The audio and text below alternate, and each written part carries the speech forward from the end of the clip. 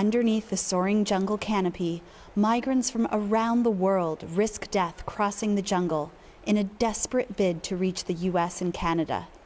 They have no map and no instructions on how to make it through one of the world's most dangerous migration routes. I would like to send a message to anyone who is thinking of doing this route.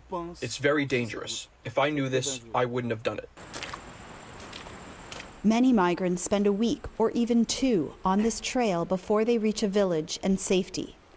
But these journeys started long before. Migrants from Asia, the Middle East, and Africa flew into Ecuador or Brazil, where visa requirements are somewhat lax. Haitians also use this route as a springboard north. But to get from Colombia to Panama, they have to cross the Darien Gap by foot.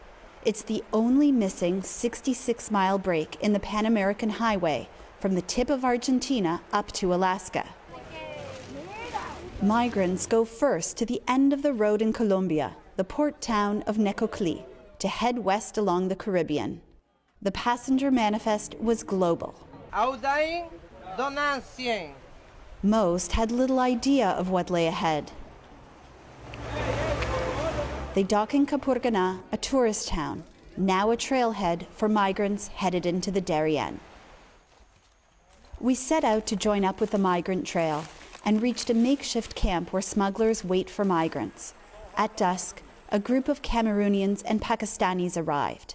They were exhausted and relieved to find the last spot on the trail where they can get hot food. Morning broke with torrential rain. The Darien is one of the wettest places on the planet. The environment could hardly be more different from the high mountains of Pakistan this group of friends call home. The Taliban targeted our family from time to time.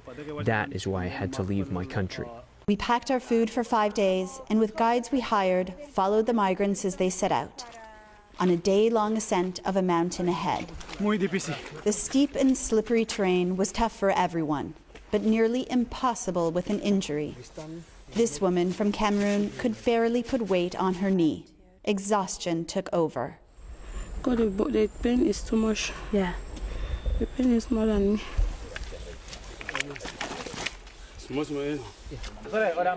Up the mountain, the smuggler the Cameroonians and Pakistanis hired demanded payment. As we hiked, young men carrying square backpacks filled with bricks of cocaine passed us. We were told to expect their heavily armed security patrolling, so we put our camera away. I'll fall. My foot. After a steep descent, the group made it to this river. They were almost out of food. Smugglers won't venture any farther into Panama, where they could face over a decade in prison if they're caught. This one, who didn't want his face shown, wished smugglers weren't prosecuted so they could help migrants safely complete their journey. I've had to see mothers who tell their children they can't go on, to give themselves up to God. For anyone who has a family or kids, that breaks your heart. Another smuggler, who can't be identified, told us he came across this migrant who had been injured and spent 2 weeks on this mountainside.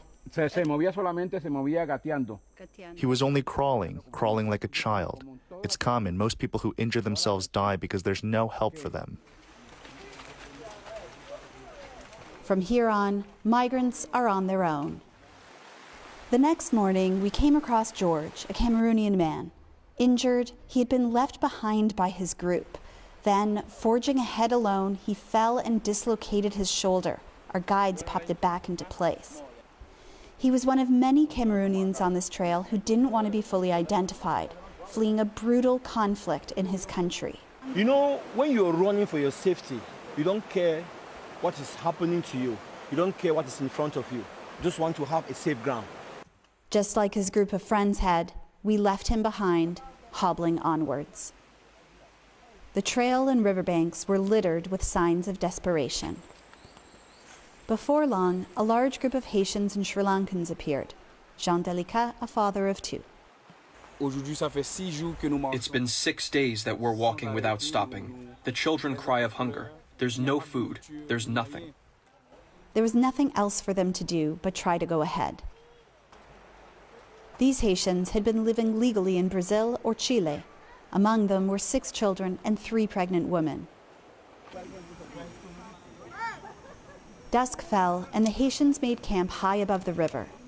It was hard to find wood dry enough to make a fire, and even harder to find food to cook. The night's catch, a few fish.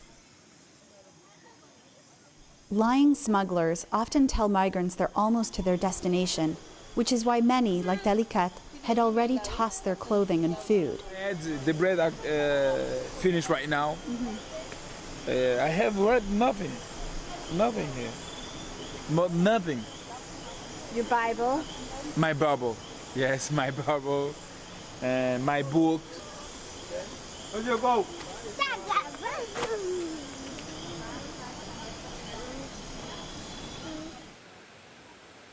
Dawn broke after a night of heavy rain. They've barely slept.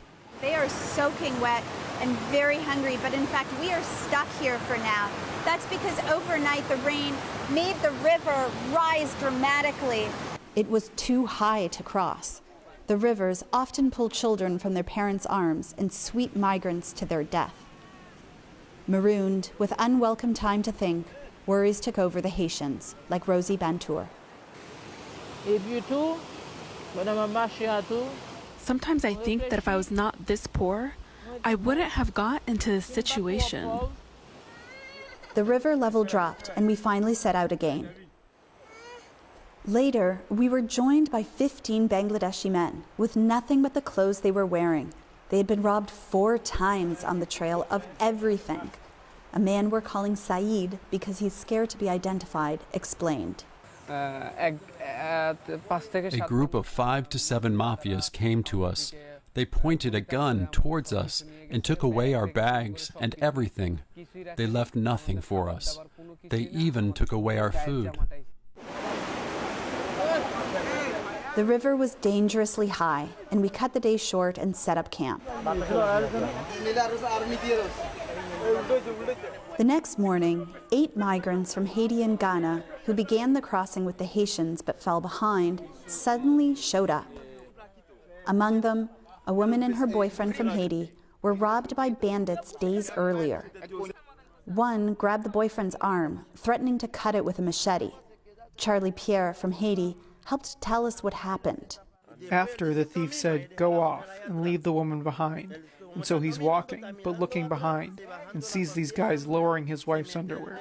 One of the men assaulted her, penetrating her intimate parts with his fingers, looking for dollar bills they suspect migrants of hiding. Later, we heard many stories of this and other abuse on the trail. After another night of heavy rain, the river is very, very high. It's going to be risky to cross it, but we simply cannot wait any longer because we have run out of food. Pierre found a pregnant Haitian woman he had been searching for, and we got on our way, trying to sidestep the river. After 8 days on the trail, Rosina Boateng's family from Ghana had run out of food. Because when is it going to finish? The hope, I lost hope. I even lost hope. Stomachs were empty, legs were quivering. Because the river was too high, we had to make a detour, winding up into the forest and dimming all hopes of reaching a settlement in Panama by night. The next day, minds were racing with one question: will we make it out of here? There were foreboding reminders of those who did not. But these migrants joined the legions of survivors crossing the Darien Gap. As the river opened up, a driver and his outboard canoe appeared. We were on our way, finally, to a village. This night, the group made its way out of the Darien Gap, but the rest of their journey is as opaque as the black waters ahead.